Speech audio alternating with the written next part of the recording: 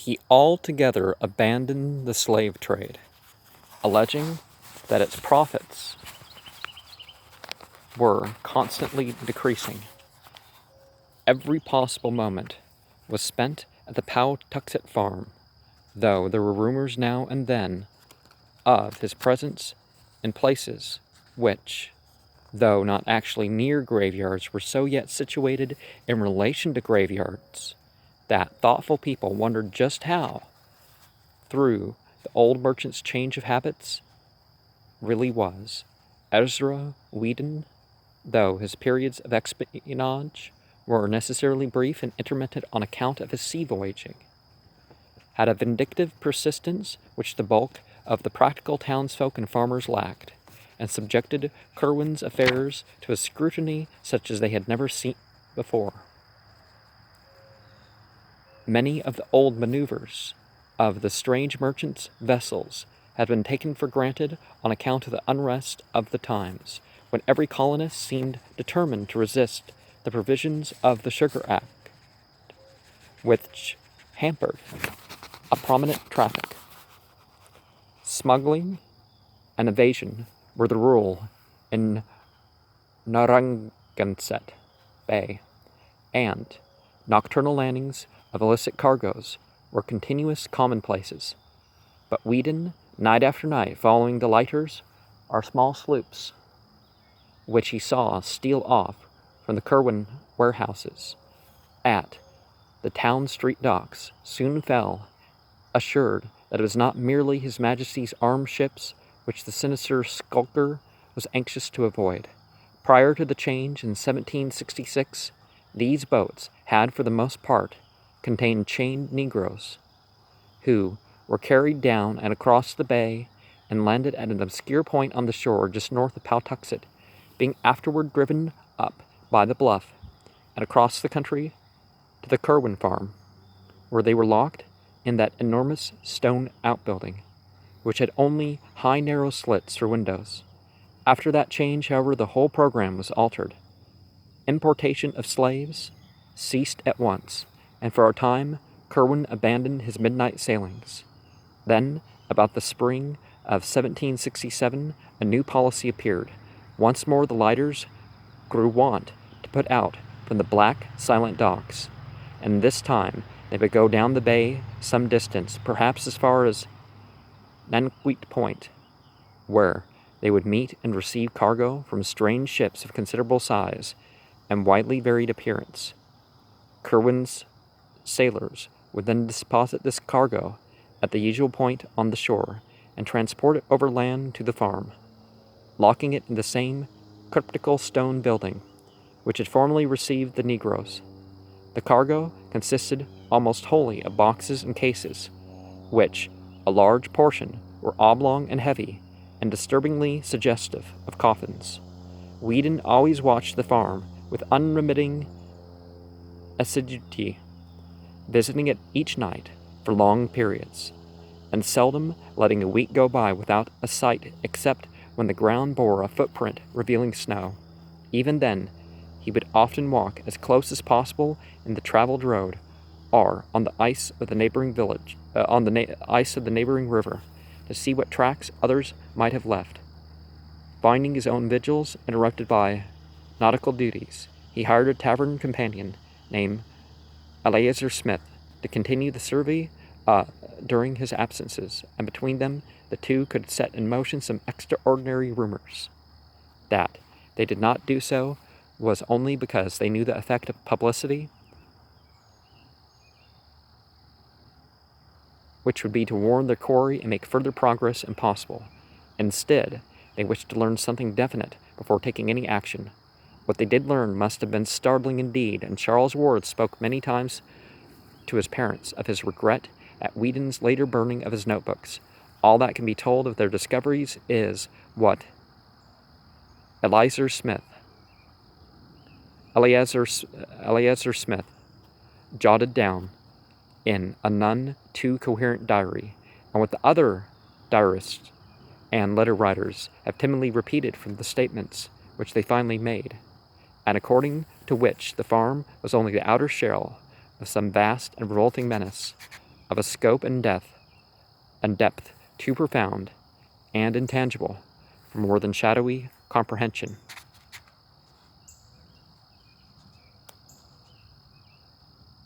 And one of the things about snow is that it seems that people who aren't as used to snow, like maybe it happens once or twice in the area every year, and otherwise, they tend to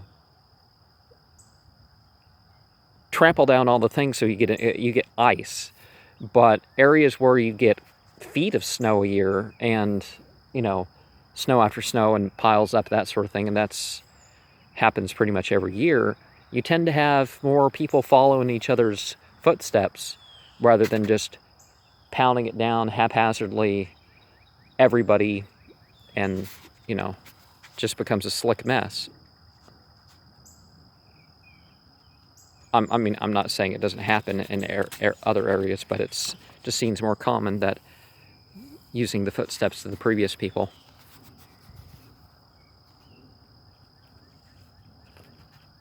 Or not. For the other. It is gathered that Whedon and Smith became early convinced that a great series of tunnels and catacombs inhabited by a very sizable staff of persons, besides the old Indian and his wife, underlay the farm. The house was an old peaked relic of the middle 17th century, with enormous stacked chimney and diamond-paned lattice windows, the laboratory being in a lean-to toward the north, where the roof came nearly to the ground. This building stood clear of any other, yet, judging by the different voices heard at odd times within, it must have been accessible through secret passages beneath. These voices before 1766 were mumblings and Negro whisperings and frenzied screams, coupled with curious chants or invocations. After that date, however, they assumed a very singular and terrible cast, as they ran the gambit betwixt dronings of dull acquiescence and explosions of frantic fury, rumblings of conversation and whines of entreaty, paintings of eagerness and shouts of protest. They appeared to be in different languages, all known to Kerwin, whose rasping accents were frequently distinguishable in reply, reproof, or threatening. Now, it's reasonable to think that slaves even hid away to practice their old faiths in caves and even made tunnels to go and do what they were going to do. There's a text in Arabic of somebody who's supposed to have converted to Christianity, but they quote the Quran. And the interesting thing is, I've compared some of the things. The Quran has really subjects. It really deals with every subject, even in this modern age. It really does have a spiritual guidance that can be tied to it, while the Bible is sort of incomplete in some. It doesn't speak of some matters, but that wasn't the case in some of what some of the slaves had to say. Why are they quoting the Quran? Oh, maybe it's a hint. It's a hint at how, they're really still Muslim, and you still you find stuff. There's stuff like this, I'm sure, of other of the slaves, that they were still practicing their religion. Although a lot of religions just blended with Christianity. Why do you think you have so many saints? And we don't celebrate Samhain. We celebrate Halloween, All Saints Day, and All Souls Day. The week before. So sometimes you can combine religions. That's why Tibetan Buddhism exists. Sometimes it seemed that several persons must be in the house: Kerwin, certain captives, and the guards of those captains. There were voices of a sort that neither Whedon nor Smith had ever heard before, despite their wide knowledge of foreign ports, and many that they did seem to place as belonging to this or that nationality. The nature of the conversations seemed always a kind of catechism, as if Kerwin were extorting some sort of information from terrified or rebellious prisoners. Whedon had many verbatim reports of overheard scraps in his notebook, for English, French, and Spanish, which he knew were frequently used, but of these nothing has survived. He did, however, say that besides a few ghoulish dialogues in which the past affairs of Providence families were concerned, most of the questions and answers could be he could understand were historical or scientific, occasionally pertaining to very remote places and ages. Once, for example, our alternately raging and sullen figure was questioned in French about the Black Prince's massacre at Limoges in 1370, as if there were some hidden reason which he ought to know. Curwen asked the prisoner if prisoner it were, whether the order to slay was given because of the sign of the goat found on the altar in the ancient Roman crypt beneath the cathedral, or whether the dark man of the Haute Vienne coven had spoke the 3 words. Failing to obtain replies, the inquisitor had seemingly resorted to extreme means, for there was a terrific shriek, followed by the silence of muttering and a bumping sound. None of these colloquies was ever ocularly witnessed, since the windows were always heavily draped. Once, though during a discourse in an unknown tongue, a shadow was seen on the curtain which startled Weedon exceedingly, reminding him of one of the puppets in a show that he'd seen in the autumn of 1764 in Hatcher's Hall, when a man from Germantown, Pennsylvania, had given a clever mechanical spectacle advertised as a view of the famous city of Jerusalem, in which are represented Jerusalem, the Temple of Solomon, his royal throne, the noted towers and hills, likewise the sufferings of who they considered to be their Savior. From the Garden of Gethsemane to the cross on the hill of Golgotha, an artful piece of statuary, worthy to be seen by the curious. It was on this occasion that the listener, who had crept close to the window in front of the room whence the speaking proceeded, gave a start which roused the old Indian pair and caused them to loose the dogs on him. And after that, no conversations were ever heard in the house any more. And Weedon and Smith concluded that Curwen had transferred his field of action to regions below. And one of the things is that it's essential. It's essential, this aspect of pilgrimage remains what it is, really. But that doesn't mean we can't do stuff to reference it, and that have certain value. The sacred places and the events and all that sort of stuff. Enacting the mythology in a different place is not quite the same thing as, well, if you say it is. But not all pilgrimages have real spiritual authority. They have presumed spiritual authority. Some group of priests claims it without prophetic authority, and people just repeat it to the fact that people forget. That such regions in truth existed seemed amply clear for many things. Faint cries and groans unmistakably came up now and then from what appeared to be solid earth and places far from any structure. Whilst hidden in the bushes along the river bank in the rear, where the high ground sloped steeply down to the valley of the Pawtuxet, there was found an arched oaken door and a frame of heavy masonry, which was obviously an entrance to the caverns within the hill. When or how these catacombs could have been constructed, Weedon was unable to say, but he frequently pointed out how easily the place might have been reached by bands of unseen workmen from the river. Joseph Curwen put his mongrel seamen to diverse uses indeed.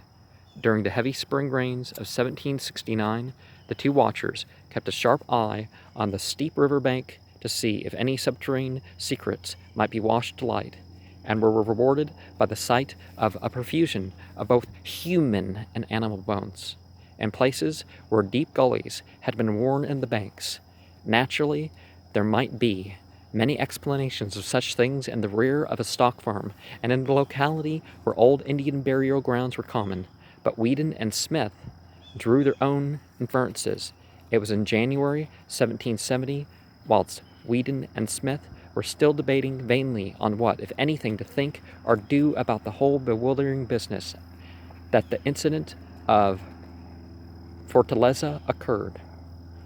Exasperated by the burning of the revenue sloop Liberty at Newport during the previous summer, the custom fleet under Admiral Wallace, had adapted an increased vigilance concerning strange vessels, and on this occasion His Majesty's armed schooner Cygnet, under Captain Harry Lesh, captured, after a short pursuit one early morning, the scow Fortaleza of Barcelona, Spain, under Captain Manuel Arruda, bound according to its log from Grand Cairo, Egypt, to Providence, when searched for contraband material. This ship revealed the astonishing fact that its cargo consisted exclusively of Egyptian mummies, co-signed to sailor A.B.C., who would come to remove his goods in a lighter just off Nanquit Point, whose identity Captain Arruda felt himself in honor bound not to reveal. The Vice Admiralty Court at Newport, at a loss of what to do in view of the non-contraband nature of the cargo on the one hand, and of the unlawful secrecy of the entry on the other, compromised on Collector Robinson's recommendation by freeing the ship but forbidding it a port in Rhode Island waters. There were later rumors of its having been seen in Boston harbor, though it never openly entered the port of Boston. This extraordinary incident did not fail of wide remark in Providence, and there were not many who doubted the existence of some connection between the cargo of mummies and the sinister Joseph Curwen, his exotic studies and his curious chemical importations being common knowledge, and his fondness for graveyards being common suspicion. It did not take much imagination to link him with a freakish importation which could not conceivably have been destined for anyone else in the town. As if conscious of this natural belief, Curwen took special care to speak casually on several occasions of the chemical value of the balsams found in the mummies, thinking perhaps that he might make the affair seem less unnatural, yet stopping just short of admitting his participation. Whedon and Smith, of course, felt no doubt whatsoever of the significance of the thing, and indulged in the wildest theories concerning Curwen and his monstrous labors. The following spring, like that of the year before, had heavy rains, and the watchers kept careful track of the river bank behind the Curwen farm, large sections that were washed away, and a certain number of bones discovered, but no glimpse was afforded of any actual subterranean chambers or burrows. Something was rumored, however, at the village of Pawtuxet, about a mile below, where the river flows and falls over a rocky terrace to join the placid landlocked cover. There, where quaint old cottages climbed the hill from the rustic bridge, and fishing smacks lay anchored at their sleepy docks, a vague report went round of things that were floating down the river and flashing into sight for a minute as they went over the falls. Of course, the Pawtuxet is a long river, which winds through many settled regions abounding in graveyards, and of course the spring rains had been very heavy, but the fisher folk about the bridge did not like the wild way that one of the things stared as it shot down to the still water below, or the way that another half cried out, although its condition had greatly departed from that of objects which normally cry out. That rumor sent Smith, for Whedon was just then at sea, in haste to the riverbank behind the farm, where surely enough there remained evidences of an extensive cave-in. There was, however, no trace of a passage into the steep bank, for the miniature avalanche had left behind a solid wall of mixed earth and shrubbery from aloft. Smith went to the extent of some experimental digging, but was deterred by lack of success, or perhaps fear of possible success. It is interesting to speculate on what the persistent and revengeful Whedon would have done had he been ashore at the time. Part 3. By the autumn of 1770, Whedon decided that the time was ripe to tell others of his discovery. For he had a large number of facts to link together, and a second eyewitness to refute the possible charges that jealousy and vindictiveness had spurred his fancy. As his first confidant, he selected Captain James Mathewson of the Enterprise, who on one hand knew him well enough not to doubt his veracity, on the other hand was sufficiently influential in town to be heard in turn with respect. The colloquy took place in an upper room of Sabin's Tavern near the docks, with Smith present to corroborate virtually every statement, and it could be seen that Captain Mathewson was tremendously impressed. Like nearly everyone else in town, he had lacked suspicions of his own anent Joseph Curwen. Hence, it needed only the confirmation and enlargement of data to convince him absolutely. At the end of the conference, he was very grave and enjoined strict silence upon the two younger men. He would, he said, transmit the information separately to some 10 or so of the most learned and prominent citizens of Providence, ascertaining their views and following whatever advice they may have to offer. Secrecy would probably be essential in any case, for this was no matter that the town constables or militia could cope with, and above all else, the excitable crowd must be kept in ignorance, lest there be enacted in these already troublous times a repetition of that frightful Salem panic of less than a century before, which had first brought Curwen hither. The right persons to tell, he believed, would be Dr. Benjamin West, whose pamphlet on the late transit of Venus proved him a scholar and keen thinker. Reverend James Manning, president of the college, which had just moved up from Warren, and was temporarily housed in the New King Street schoolhouse, awaiting the completion of its building on the hill above Presbyterian Lane. Ex-governor Stephen Hopkins, who had been a member of the Philosophical Society at Newport and was a man of very broad perceptions. John Carter, publisher of the Gazette. All four of the Brown brothers, John, Joseph, Nicholas, and Moses, who formed the recognized local magnates, and of whom Joseph was an amateur scientist of parts. Old Dr. Jabez Bowen, whose erudition was considerable and who had much first-hand knowledge of Curwen's odd purchases, and Captain Abraham Whipple, a privateersman of phenomenal boldness and energy who could be counted on to lead in any active measures needed. These men, if favorable, might eventually be brought together for collectible deliberation, and with them would rest the responsibility of deciding whether or not to inform the governor of the colony, Joseph Wanton of Newport, before taking action. The mission of Captain Mathewson prospered beyond his highest expectations.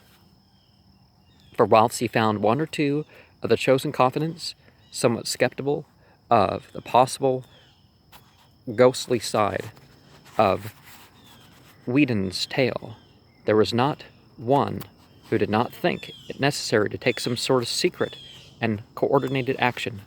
Curwen, it was clear, formed a vague potential menace to the welfare of the town and colony, and must be eliminated at any cost.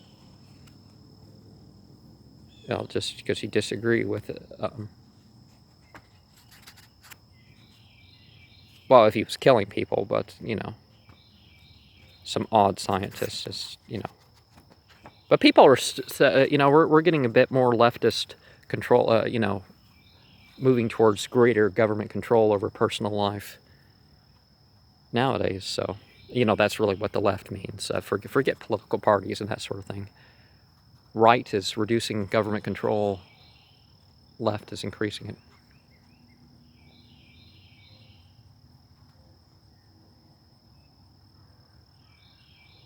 Late in December 1770, a group of eminent townsmen met at the home of Stephen Hawkins and debated tentative measures. Whedon's notes, which he had given to Captain Mathewson, were carefully read and he and Smith were summoned to give testimony anent details, something very like fear seized the whole assemblage before the meeting was over, though there ran through that fear a grim determination which Captain Whipple's bluff and resonant profanity best expressed. Is it ever necessary to swear?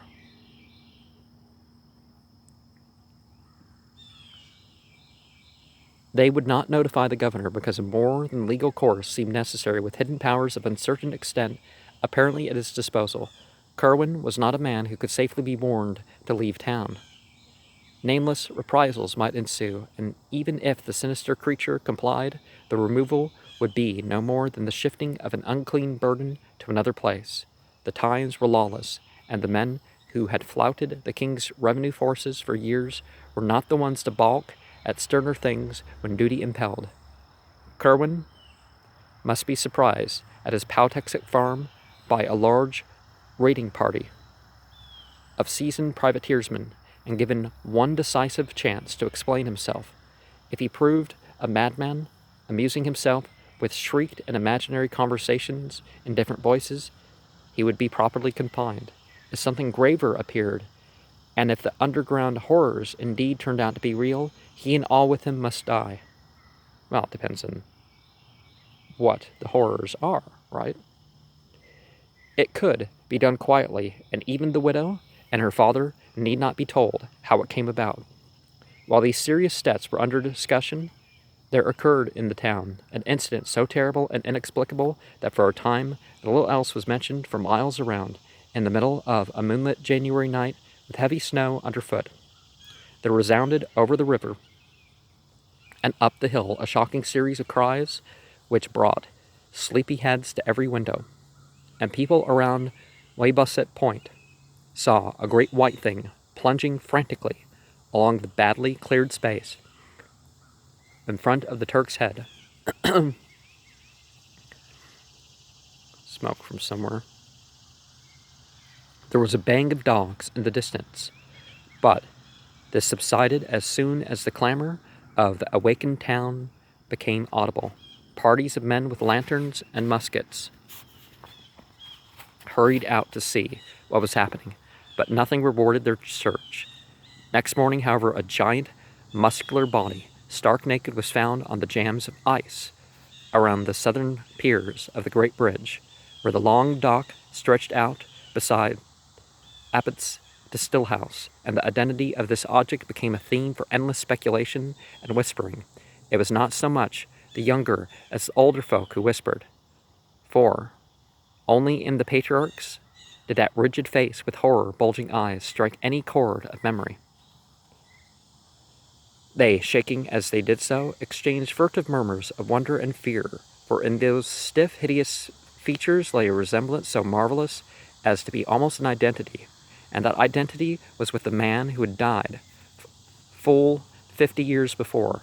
Ezra Whedon was present at finding and remembering the bang of the night before, set out long against Weybosset Street and across Muddy Dock Bridge, whence sound had come.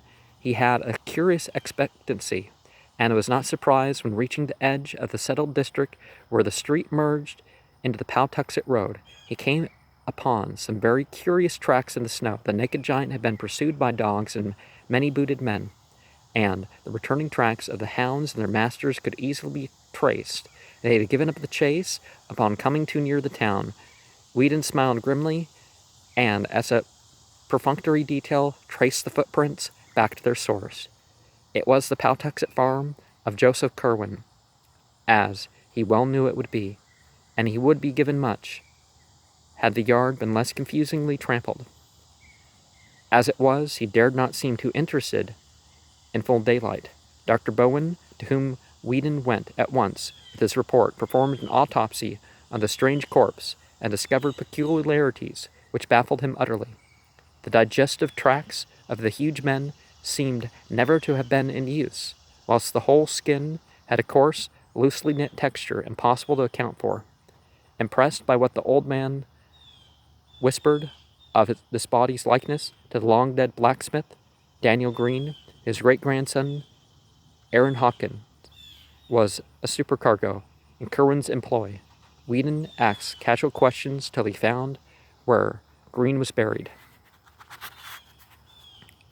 I don't know, maybe they gave the corpses enemas.